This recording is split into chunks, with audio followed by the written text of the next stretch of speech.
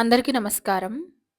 ఇప్పుడైతే చాదస్తం పెరిగిపోయి దేవుడున్నాడా? దేవుడు లేడు అనేవారున్నారు కాబట్టి, దేవుడు ఉన్నాడు అని నిరూపించే ఒక కథ గురించి ఈరోజు తెలుసుకుందాం. ఒక నగరానికి సమీపంలో ఒక చిన్న పల్లెటూరుంది. ఆ పల్లెటూరులో ఒక గ్రామ దేవతుంది. చాలా కాలం క్రితం ఒక మహాత్ముడు బ్రతుకు తెరువు కోసం వెళుతూ మధ్యాహ్నం పూట అక్కడికి చేరుకున్నాడట. ఆ చిన్న ఆలయానికి ఒక అరుగుంది. ఆ అరుగు మీద కూర్చున్నాడు. మధ్యాహ్నం వేళైంది. ఆకలేస్తూ ఉంది. అప్పటికే పూజారులు గుడికి తాళం వేసి వెళ్ళిపోయారు.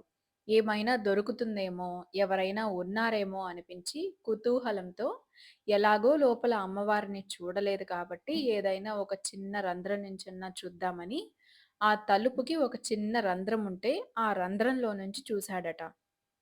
ఆలయం చాలా చిన్నది. కానీ లోపల ఒక విస్తారమైన సువర్ణమైన ప్రాంగణంలో అమ్మవారు కూర్చున్నారట భోజనానికి. అమ్మవారికి చుట్టూ పరిజనములు భోజనానికి కూర్చున్నారట. వీరందరికీ విస్తర్లు వడ్డింపబడ్డాయి. అవెలా ఉన్నాయంటే కనకరంబ పలాస పత్రములట. అంటే బంగారు పరిటాకులు, బంగారపు మోదుగాకులు. ఈ బంగారు ఆకుల్లో వివిధములైన భక్షబోద్యాలు వడ్డింపబడున్నాయి.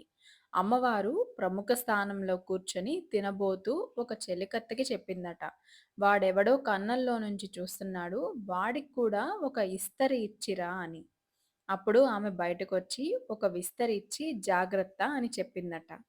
అది తిన్న తర్వాత వాడు అమ్మవారిలోనే లీనమైపోయాడు. ఇప్పటికీ ఆ క్షేత్రం ఉంది. అదెక్కడంటే విజయనగరానికి దగ్గర జామి అనే పేరుతో ఎల్లమ్మ తల్లి దేవాలయం ఉంది.